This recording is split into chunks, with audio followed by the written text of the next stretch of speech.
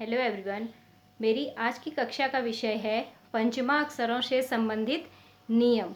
पंचमा अक्षर जब मैंने आपको व्यंजन पढ़ाए थे तो उसमें हमने पढ़े थे कि पंचमा अक्षर माने जो हमारे 25 स्पर्श व्यंजन होते हैं उसके जो 5 वर्ग हैं, क वर्ग, च वर्ग, ट वर्ग, त वर्ग और प वर्ग, उसका जो अंतिम वर्ण होता है, जैसे क वर्ग का अंग, च वर्ग का य, ट वर्ग का अण, त वर्ग का न, प वर्ग का म, ये सब पंचमाक्षर कहलाते हैं उस वर्ण, उस वर्ग के लिए। ठीक है, क वर्ग का पंचमाक्षर ये हो गया।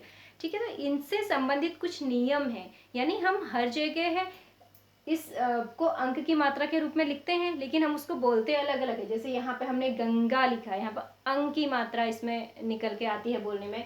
अंबर हम लिखते हैं तो म आता है। ऐसे ही हमने मंदिर लिखा तो यहाँ पर हम न करके इसका उच्चारण करते हैं। तो क्या ऐसा है जिसके द्वारा हम ये जाने, जिसके द्वारा हमें यह पता चलता है कि इसे कैसे उच्चारित करना है। पहला नियम है इससे संबंधित बिंदु के बाद वाले वर्ण पर, यानी देखिए जैसे हमने यहाँ पे लगाया है अनुस्वार का चिन्ह, अंक की बिंदु यहाँ पे लगाई है, तो हम इसका उच्चारण कैसे करेंगे ये निर्भर करता है कि हमारा जिस भी वर्ण पे हमने मात्रा लगाई है उसके बाद का जो वर्ण है, जैसे इसमें ग है, यहाँ पे क है, यहाँ पे घ है, यहाँ पे फिर से ग है। आप इनको ध्यान से देखिए, ये जो चारों वर्ण हैं हमने उसमें नहीं देखना है जिसमें मात्रा लगी है, उसके बाद का वर्ण देखना है। ये जो हमारा वर्ण है ये जिस वर्ग का होगा, अगर ये क वर्ग का है तो हम इसे अंक की तरह प्रोनाउंस करेंगे, अंक इसको बोलेंगे। जैसे हमने गंगा, आपने देखा होगा गंगा शब्द को कभी भी ऐसे करके नहीं लिखा जाता है। ठीक है, ये गलत है, इसको हम ऐसे लिखते हैं, अंगो गा, ये वाला सही है। क्यों? क्योंकि हम इसे न बोलते ही नहीं है, हम इसे अंगा बोलते हैं, तो ये ऐसे नहीं लिखा जाता है, ये अंगों के रूप में लिखा जाता है। उसका कारण वही है क्योंकि इसके बाद जिसमें ये मात्रा लगी है उसके बाद का जो वर्ण है वह क वर्ग से है, और क वर्ग का जो अंतिम वर्ण है, जो उसका पंचमा अक्षर है, वह अंग है। इसी प्रकार मंगल की बात अगर हम करते हैं तो मंगल को भी हम कैसे लिखते हैं, मंगल ऐसे करके लिखा जाता है। आपने ज्यादातर देखा होगा संस्कृत के शब्द जहां पर हम पढ़ते हैं तो वहां पे ये अंक की मात्रा ना लगा के वहां पे अधिकांश शब्दों में पंचमाक्षर का ही प्रयोग किया जाता है। जैसे पंच, आपने देखा होगा पंच ऐसे हम इसको लिखते हैं, लेकिन अगर आप बुक में देखेंगे तो संस्कृत पंच 5 को बोलते हैं तो यहाँ पे य लगता है। उसका कारण वही है, क्यों? क्योंकि ये च है, च वर्ग का वर्ण है, तो यहाँ पे हम इसको अब अंग नहीं बोलेंगे। यहाँ पर अगर हम इसको ऐसे लिखते हैं तो ये गलत हो जाएगा। ये ठीक है और ये ठीक है। ठीक है, तो ये हमारा पहला नियम है कि जो भी वर्णों का हम उच्चारण करते हैं अनुस्वार का, वो निर्भर करता है जिसमें बिंदु लगा है उसके बाद वाले वर्ण पे। उसके बाद वाला वर्ण हमारा जिस वर्ग का होगा उसी वर्ग के पंचमा अक्षर के रूप में हम उसे उच्चारित करेंगे। देखिए कुछ उदाहरण मैंने पहले से लिखे हुए हैं, अब ध्यान दीजिए। व्यंजन ज, चंचल च, पंच च, यानी ज च, ये दोनों जो वर्ण लिए गए हैं यह च वर्ण के, च छ ज इसी में आता है, तो हम इसे व्यंजन ऐसे करके लिखेंगे, या फिर चंचल को हम लिखेंगे चंचल। ठीक है, इस तरीके से हम इसे लिखते हैं। हम इसे न के रूप में हर जगह नहीं लिखेंगे, न के रूप में हम वहीं पे लिखेंगे जहां पर अनुस्वार के बाद का जो वर्ण होगा वह कौन सा होगा, वह त वर्ग का होगा। ठीक है, इसके बाद यहाँ पे देखिए, आपने कभी भी ठंडा शब्द ऐसे लिखा हुआ नहीं देखा होगा, ठंडा, ये तो हम इसको लिखते हैं। कभी आपने ऐसे लिखा हुआ देखा है? नहीं, जबकि ऐसे आपको बहुत सारी जगह पर ये लिखा हुआ मिलेगा। कारण सब में वही है। तो इन पांचों के अनुसार हम कैसे उनको उच्चारित करते हैं ये आपको इस पहले नियम से पता चलता है। यहाँ पे देखिए ड लगा है, ठ लगा है, ड लगा है, तो इनको हम क्या करते हैं, इनको हम अण के रूप में लिखते हैं। जैसे पंडित है, इसको आपने कभी भी ऐसे लिखा हुआ नहीं देखा होगा, ये हमेशा कैसे लिखा जाता है, ऐसे लिखा जाता है, ठीक है, अण इसमें लिखा जाता है। क्यों? क्योंकि इसके बाद का जो त वर्ग है, ड है अंग जिसमें अनुस्वार हमने लगा रखा है, उसके बाद ड है, तो ट ठ ड यानी ट वर्ग का वर्ण है, इसलिए हम इसका जो पॉइंट है इसे हम अणों के रूप में लिखते हैं, ना कि न के रूप में। इसी प्रकार ये देखिए अगले में देखो अंबर, सॉरी त वर्ग में हम देख लेते हैं द थ ध, ये तीनों जो वर्ण हैं ये त वर्ग के हैं, इसीलिए मंदिर को इस प्रकार लिखा जाता है, मंथरा ऐसे लिखी जाती है, गंध ऐसे करके हम उसे लिखते हैं। इसके अलावा हम वहां पे अणो यो या न का प्रयोग नहीं करते हैं। फिर अगला देखिए प वर्ग की बात हम करते हैं, ब र प, प फ ब भ म, ठीक है, इसमें क्या है, भ है। तो ये जो तीनों हैं, ब की बात हम करते हैं या भ की हम करते हैं या प की हम करते हैं, ये तीनों हमारे प वर्ग में आते हैं, प फ ब भ।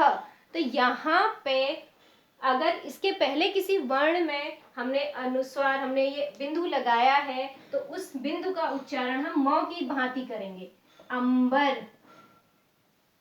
कंपन, कंपन, ठीक है, या फिर आरंभ, ठीक है ना, इस तरीके से इनको लिखा जाता है। तो यही नियम है जो सबसे ज्यादा ध्यान में रखने वाला नियम हमारा इस विषय से है कि पंचमा अक्षरों को हम किस प्रकार से उच्चारित करते हैं। इसके अलावा इसमें 4 और नियम हैं, वो भी मैं आपको बताऊंगी, लेकिन आप फिलहाल इसका स्क्रीनशॉट ले लीजिए क्योंकि सारी जो चीजें हैं वो इसमें आपकी आई हैं, ठीक है।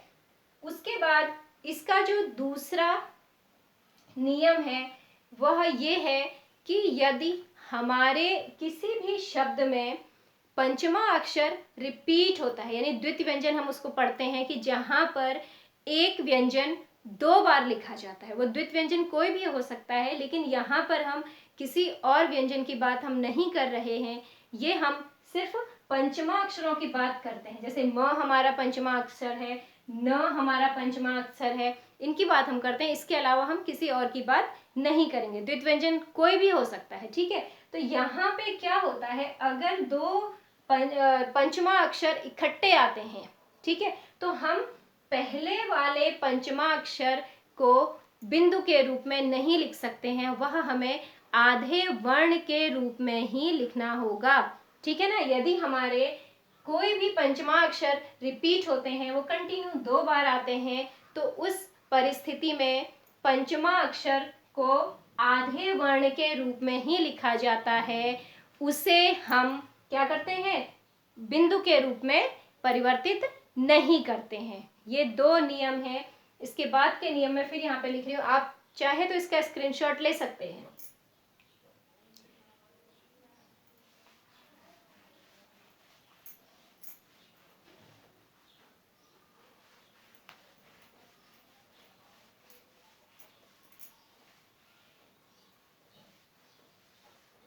इसके बाद जो इसका तीसरा नियम है वह है, देखिए, यदि 2 पंचमाक्षर एक साथ आए तो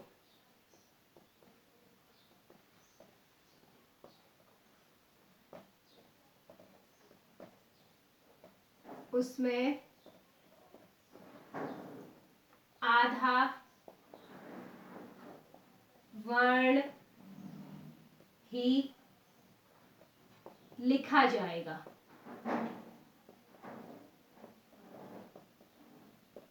जैसे देखिए उन्मुख, चिन्मय, न म, दोनों पंचमा अक्षर है, न भी हमारा पंचमा अक्षर है और हमारा म भी पंचमा अक्षर है और दोनों वर्ण हमारे एक साथ आ गए हैं। तो इस परिस्थिति में जो हमारा आधा वर्ण है उसका अनुस्वार के रूप में या उसे हम बिंदु के रूप में नहीं लिखेंगे, वह हमें ऐसे ही आधे वर्ण के रूप में लिखना होगा। ठीक है, यानी इसमें भी हम क्या करते हैं, इसे बिंदु के रूप में नहीं लिख सकते हैं, या फिर अगर हमारे पंचमा अक्षर रिपीट होते हैं तो भी हम इसे बिंदु के रूप में नहीं लिखते हैं। चौथा नियम है य, र, ल, व, ह। अगर हमारे ये 5 वर्ण आते हैं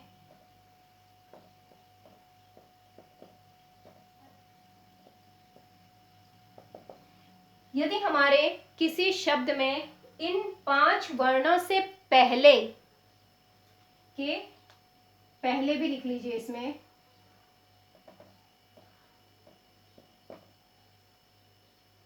के पहले पंचमा अक्षर के आने पर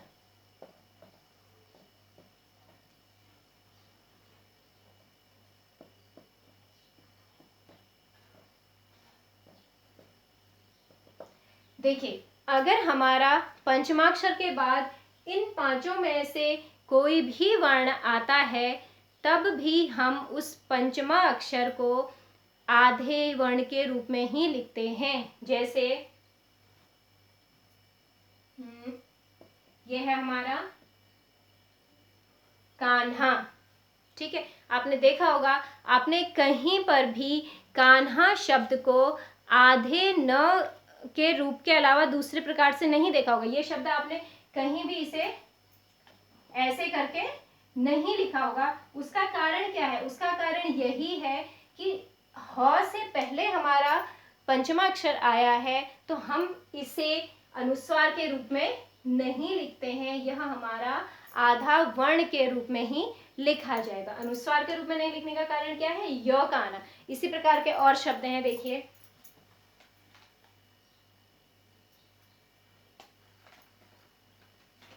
कान्हा हो गया, या फिर अन्य, य आया है यहाँ पे, ठीक है, या फिर ज्वाला, वो यहाँ पे आया है, तो सॉरी ज्वाला नहीं है, कण्वाश्रम हम इसको लिखेंगे, कण्वाश्रम, वो यहाँ पे आया है। तो इनमें क्या है? यहाँ पे वो आया है, ठीक है, वो हमारा इसी वर्ग का एक वर्ण है। तो यहाँ पर भी हम क्या करेंगे? इस अणो को अणो के ही रूप में लिखेंगे, हम इसका बिंदु के रूप में परिवर्तन नहीं करेंगे। ठीक है, तो यानी अगर ये 5 वर्ण हमारे किसी भी शब्द में आते हैं और उसके पहले हमारा कोई पंचमाक्षर आता है आधे रूप में, तो हम उसका वही रूप लिखते हैं, हम उसे बिंदु के रूप में परिवर्तित नहीं करते हैं। और अंतिम जो नियम है इनसे संबंधित वह है हमारा श से लेकर संबंधित, श, ठीक है, के पहले पंचमाक्षर आने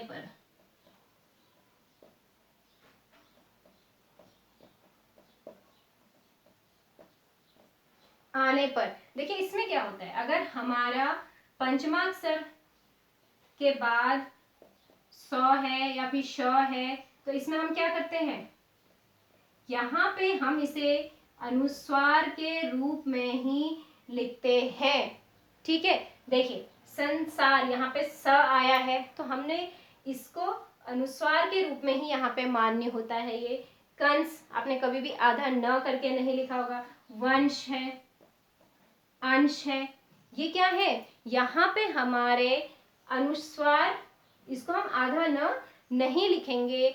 क्यों? क्योंकि यहाँ पर अनुस्वार के बाद वर्ण हमारे आए हैं, तो यहाँ पर हम उस अनुस्वार को परिवर्तित नहीं करते हैं। तो आपने जो पंचमाक्षर हैं इनसे संबंधित 5 नियम मैंने आपको बताए हैं। पहला नियम है जो हमारे 5 वर्गों पर आधारित है, वो ये क्या था कि जिस वर्ण के ऊपर हमने पंचमाक्षर लगाया है, जिसके ऊपर हमने बिंदु लगाया है, उसके बाद वाला वर्ण जिस वर्ग से होगा उसका उच्चारण उसी वर्ग के अंतिम वर्ण के रूप में किया जाता है। ये पहला नियम था। दूसरा नियम था कि यदि हमारा पंचमा अक्षर रिपीट होता है, द्वितीय व्यंजन के रूप में आता है, तो वहां पर भी हम क्या करते हैं, उस पंचमा अक्षर को बिंदु के रूप में नहीं लिखते हैं। तीसरा नियम है कि यदि हमारे पंचमाक्षर के बाद य, र, ल व ह आता है तो हम क्या करते हैं, तो भी हम इसे आधे वर्ण के रूप में ही लिखते हैं, तभी भी इसका ऊपर विसर्ग नहीं लगता है, अनुस्वार नहीं लगता है, सॉरी विसर्ग नहीं बोलेंगे। उसके बाद है कि यदि पंचमा अक्षर दो पंचमा अक्षर यानी दो वर्ग के अलग अलग पंचमा अक्षर एक साथ आते हैं, तभी भी हम उसे आधे रूप में ही लिखते हैं। और अंतिम जो इसका नियम है वो ये है कि अगर श और स आता है किसी पंचमा अक्षर के बाद, तब हम वहाँ पे उसे बिंदु के रूप में लिखते हैं, वहाँ पर हम आधा र का प्रयोग नहीं करते हैं। ठीक है, तो इसी के साथ हमारी जो ये नियम थे पंचमाक्षर से संबंधित, ये यहीं पे ख़त्म होते हैं। आशा करती हूँ कि ये जो भी जानकारी आज की वीडियो में दी गई है ये आपके लिए बहुत ज़्यादा हेल्पफुल होगी। Thank you.